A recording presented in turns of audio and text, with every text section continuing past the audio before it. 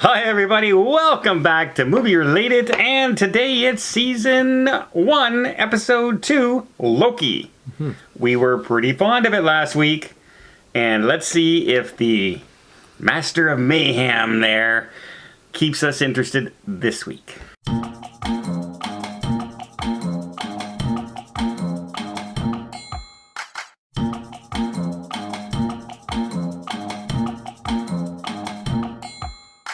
Alright, it came out today, so no spoilers. Like, gotta keep the spoilers to a minimum. What this episode was about, the spoiler.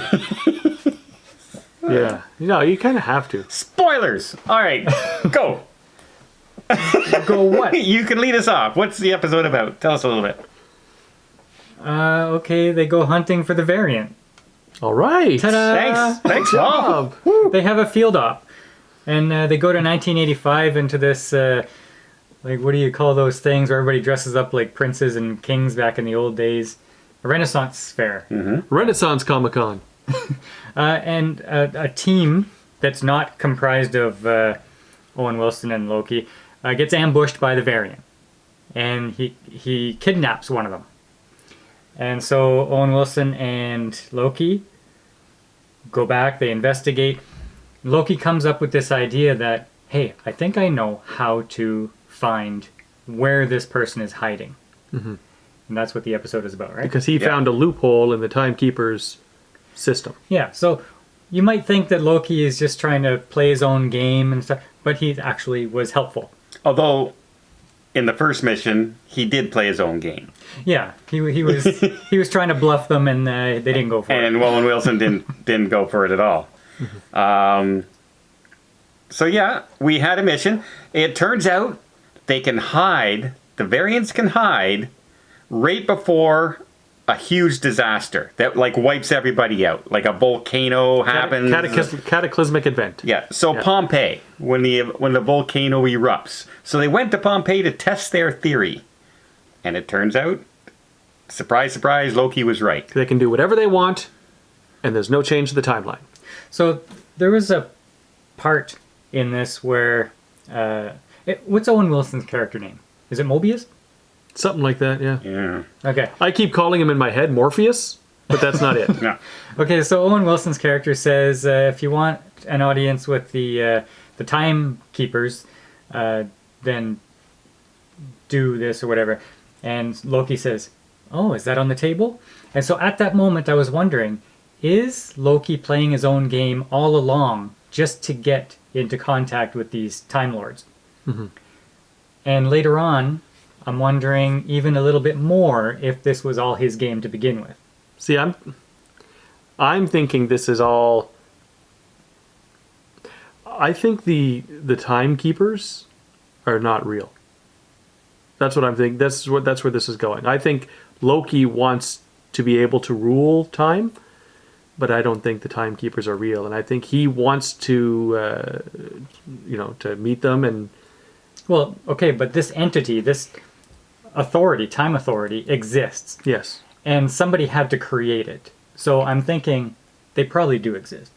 Because somebody created it. Or did at one whatever. time, right? So... Well, the problem with that is, as all this unfolds and everything turns out, we find the guard that was kidnapped, the investigator who was kidnapped, and her big words is I told him where they are.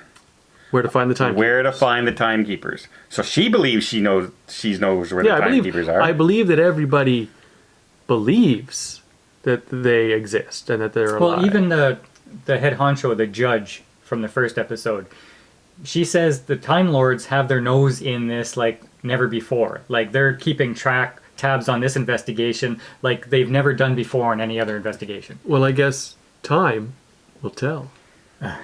Let's just cut that out.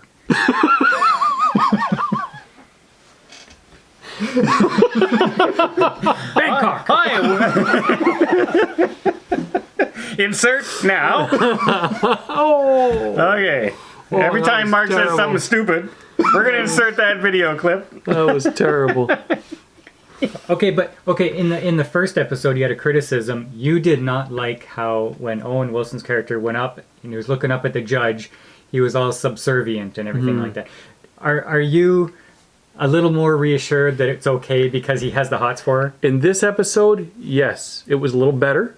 Because now you understand the way he reacted. They're a little dynamic. Yeah. What I do think is that she is not who they think she is. Okay. I think that she may be a variant. Like Loki. Mark's off in this conspiracy Mark's theory. all over the place. I think Loki variants are everywhere. It's not just the one. And I think that maybe she is one of them. Okay. Okay, Mark thinks she's a turncoat.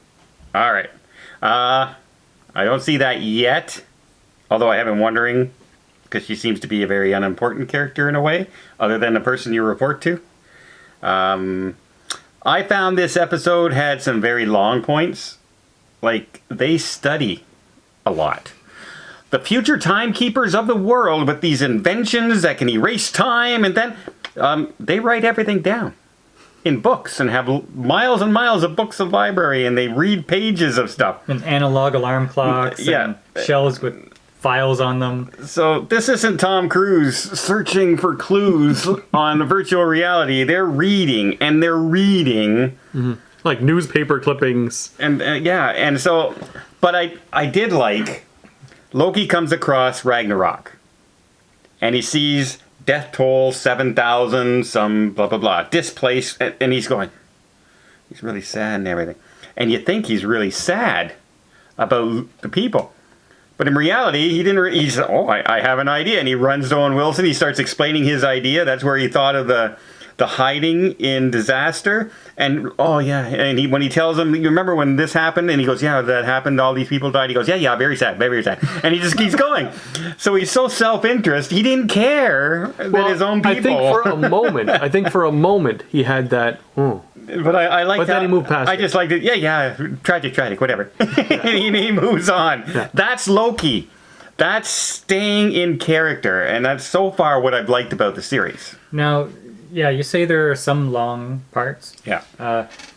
But as opposed to Falcon and the Winter Soldier, where the long parts were kind of boring and tedious and never really escaped that. No, this at least has a mystery you're trying to solve, and the mystery. clues. And, it did have action. Yep. And the charisma of the characters brings us through the long parts. Like, I still enjoy them doing the long parts. Yes. Owen Wilson right now, along with Loki, their banter even is entertaining and fun to listen to. So much better than Falcon and the Winter Soldier buddy cop system. There was no chemistry for those guys. I didn't think they worked together at all. The buddy cop thing that we wanted for Falcon and Winter Soldier is happening in this series. Yeah. Much better. Like a Lethal Weapon vibe kind of thing. Yep. And so far, I'd give this episode another thumbs up. Yes. I'm looking forward to the next episode because we end on a cliffhanger. We see the form of the variant, and I don't really want to give it away. No. But there's a mystery there. Like, who is this version of Loki, and is it a version of Loki, or is it some other character? Right. Who could do what Loki can do? Yeah, maybe setting him up or whatever. But it's been a while since I've ended an episode of one of these Marvel series wondering what's happening next. Right, and actually interested. Yeah. Yeah. And it also ended on a point where as all these investigators were being ambushed, they have this little machine that resets the timeline. Well, as they're ambushed, those timelines have been stolen.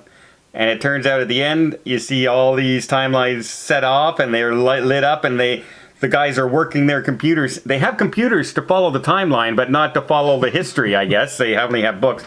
But they're working on the computer, and all of a sudden alarms start going off, and you see the timeline, all these different shreds of the timeline heading off in different directions. Yeah. That's got me, what's going on with that? What's the idea? What's their goal? So, whereas in WandaVision, I thought that was going to lead into Doctor Strange and the Multiverse of Madness, I think something's going to happen at the end of this series where they fail and all the timelines are just going to go screwy, and that's what's going to enter into that movie. Yeah, that would make a lot of sense. Or Loki takes over the timeline. Or you think he saves the day, but ha ha ha, he gotcha. Boom. Yeah. You know. And now he's in charge, leading into Doctor Strange. And he's the new super he villain? could be the villain. Or he's the villain at the top, but because it's a multiverse of madness, you have all these minor villains coming in and messing up the day. Or they're just messing, he's messing everything up, and Doctor Strange is just trying to fix it and doesn't realize it's him yet. I'm the one with the theories. Or it's going to end saying nothing, like some of the other episodes have done. All right, well, thumbs up? Thumbs up. Thumbs up? Thumbs up. That's 2 episodes in a row. Best of the Marvel series so far? Easily. Yeah. By far. Yeah. By far. As much as I liked WandaVision in the beginning, this so far has kept me, fingers crossed, knock on wood, that it keeps us as good for the rest. But I think it will, because it doesn't show any signs of changing. I'm more keen to watch the next episode than I was to watch Mandalorian season 2. Well, at least after episode 1. Yeah. All right, there you go. Let us know. What do you guys think of Loki? Is it the best Marvel series so far on Disney Plus? I have to say it is, but other people may vary. Let us know in the comments down below. Until next time, we'll see you on the channel. Let's finish with Mark's picture of Loki. We already put it up in the beginning. Oh, okay. Mark's Loki.